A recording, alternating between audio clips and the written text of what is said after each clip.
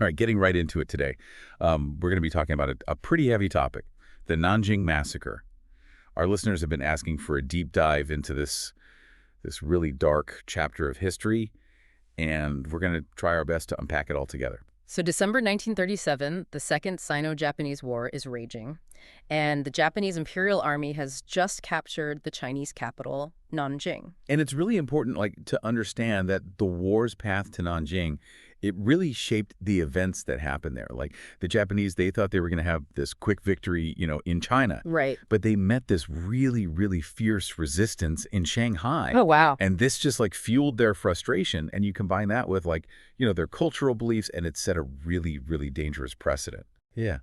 It's just chilling to think about how those initial frustrations, those early frustrations, turned into just this horrifying 6-week period that we now know as the Rape of Nanking. And to really get a sense of the gravity of what happened, we're going beyond just the typical historical overviews. We're digging into firsthand accounts, diaries, military records, all sorts of things. Yeah, and what's so fascinating about these sources is that they give us these little glimpses, not just into the events, but also the mindsets of the people involved. Right. So, for example, the Japanese military at the time, they had this deeply held belief that surrender was dishonorable.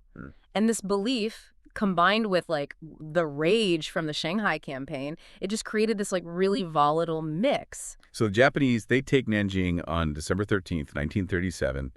And pretty much right away, there's this chilling order that goes out. Execute all prisoners of war. That wasn't just a military strategy, was it? No, not at all.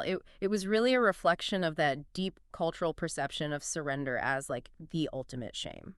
Executing POWs was seen as a way to maintain their military honor. And the sources we have, they describe the executions in such detail, it's really hard to even read. Mass shootings, bayoneting, they were even burning people alive. It's just this sense of methodical, almost ritualistic brutality. And it's so important to understand the scale of these executions. It's tens of thousands of Chinese soldiers. They were just systematically murdered within a few days. This wasn't just a battlefield thing. It was calculated and it was widespread. And the violence, it didn't stop there. It just spilled over from the captured soldiers to the civilians in the city. Yeah, Nanjing, it just descended into this chaos. There were reports of widespread rape and the victims. It's just horrifying, the age range.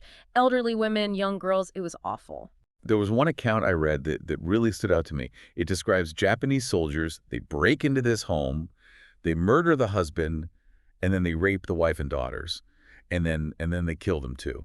It's just, the cruelty is just, it's staggering. And what makes it even more disturbing is it wasn't just, systematic and organized violence. There were also all these reports of these random, almost impulsive acts of cruelty, like soldiers firing into crowds, looting shops, locking people in buildings, and then setting them on fire. It's just this picture of absolute terror. The sources describe streets running red with blood. It's almost impossible to comprehend the scale of the suffering. And then you have these the chilling reality of these killing contests. Something contests. Yeah, imagine Japanese officers. They were competing to see who could behead 100 people first. Wow. It's a level of depravity that's really hard to even wrap your mind around. It's like something out of a nightmare.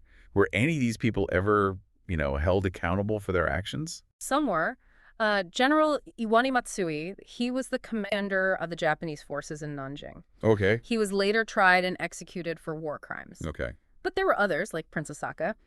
Because of his royal status, he escaped justice. It's infuriating to think that some people could just evade the consequences for their role in something so horrific. It's a question that really continues to haunt us. The Nanjing massacre really is this stark reminder of just the horrors of war, the dangers of unchecked power, and this ongoing struggle for justice. But even in all this overwhelming darkness, there were these glimmers of hope, right? Like that group of Westerners, they defied the Japanese and they created what they called a safety zone to protect civilians. And this is where the story of John Ray becomes really important. He was a German businessman. Okay. And surprisingly, he was a member of the Nazi Party. Oh, wow. But he risked his life to help organize and protect this safe haven. It's just this powerful reminder that even when faced with this unimaginable evil people, they can still choose to do good.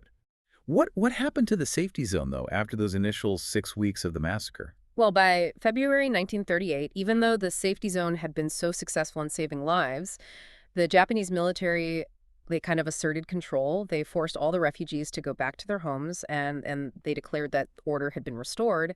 And so they shut the safety zone down. That must have been terrifying for those people who had found refuge there. To be forced back into a city that had just been, the scene of such horror. Oh, absolutely. And the scars of that experience run deep. To this day, the memory of the Nanjing massacre continues to shape the relations between China and Japan. And the lack of accurate records, the attempts to downplay or deny what happened, it makes it even harder to really understand the scale of the tragedy. Yeah. Speaking of the scale of the tragedy, I've seen estimates of the death toll. It ranges from tens of thousands to over 300,000. That's such a huge discrepancy. You're right. The exact number is still debated. The Japanese government, they deliberately tried to conceal what they did, and a lot of records were destroyed. And so it makes it really difficult to pinpoint a definitive number. It's heartbreaking to think that each number in that range is a human life lost. It's just this stark reminder of the human cost of war and just unchecked brutality. It really highlights how important it is to remember these events, not just as statistics, but as individual tragedies. We have to learn from this to prevent this kind of horror from happening again. This deep dive has been incredibly difficult, but also so important. It's not just facts and figures. It's about the human cost of war and the dangers of unchecked brutality. You said it perfectly. It's a reminder of our shared humanity and just how fragile peace really is. And that brings us to like this really important question, right? What's our responsibility? I mean, all of us individually and collectively, like what do we do when we're confronted with atrocities like this? Oh man. That's a really big question. It feels almost too big to even answer, you know? Yeah, yeah. And maybe that's the point. Like it should feel big. Right, right. The Nanjing massacre, it can't just be like a footnote in history. It needs our attention. We have to think about it, and we have to, commit to making sure something like this never happens again. You mentioned earlier that there's still like debate even today about the death toll, and some people even deny that it even happened. Like how is that even possible with all the evidence, that's out there? It's a complex issue, really, and it's very sensitive. There are people who say that the numbers, they've been inflated, or that the events have been exaggerated, Hmm. and they say that it's all been done for like political reasons. And some people even say that the whole thing was made up. But we've seen the firsthand accounts. There's photographs. There's diaries. Like how can anyone just deny the reality of what happened? Well, denial, it often comes from this need to protect a specific story about history. Right. Even if that story goes against the facts. And you have to remember that history, a lot of times, it's written by the victors. Yeah. And the voices of the people who are marginalized, they can be silenced. That's a really good point. Like so much of what we call history is just one side of the story. It's like we need to constantly question what we think we know. Exactly. That's exactly right. Critical thinking is so important, Yeah. especially now when information is everywhere. It's so easy to get information, but it's not always accurate. So Yeah. you have to consider different points of view. You got to examine the sources and be careful of stories that seem too simple or too perfect. Okay, I'm starting to see how this connects to the bigger picture. We can't just like passively absorb this information about the Nanjing massacre. We have to like engage with it. We have to like really wrestle with those uncomfortable truths. Yeah. And we have to think critically about what it all means for us today. That's exactly it. That's what this whole deep dive is all about. Like by digging into these sources, these primary sources, we're not just learning about this event from the past, but we're also like we're sharpening our critical thinking skills, and we're becoming more informed and engaged citizens. So going back to those firsthand accounts for a second, what are some of the things that really stood out to you, the things that really brought this tragedy to life? Well, one that really struck me was the testimony of Minnie Vautrin. She was a Christian missionary who ran a girls' college in Nanjing. Oh, yeah, yeah. I remember reading about her. She sheltered thousands of women during the massacre. She put herself in so much danger. Yeah, exactly. Her diaries, they give this really vivid and heartbreaking account of everything that happened. The rapes, the killings, the terror that just took over the city. It's amazing to think about how she stayed so brave when there was so much violence going on around her. What about John Rabe's diary entries? Did he have any observations that were like particularly insightful? Yeah, his writing is really fascinating because it shows this moral struggle. Hmm. So as a German and a Nazi party member, at first he actually had some sympathy for the Japanese. Huh. You'd think his political beliefs would have made him more accepting of the Japanese military's actions. Yeah, you would think, right? But as the atrocities went on, Rabe, he got more and more horrified. Like he wrote about the rapes and the murders with this sense of like disgusted disbelief. So he couldn't understand what he was seeing. Like it didn't fit with his worldview. It's like he was like forced to confront the reality of evil. Like no Yep. matter what your ideology or your national affiliation is. Exactly. His diaries really show that even people who might hold harmful beliefs, they can be moved to do good when they Mhm. see real human suffering. That's actually pretty inspiring. Yeah. Like even when things are really, really dark, there's always hope for redemption. It reminds me of Oskar Schindler,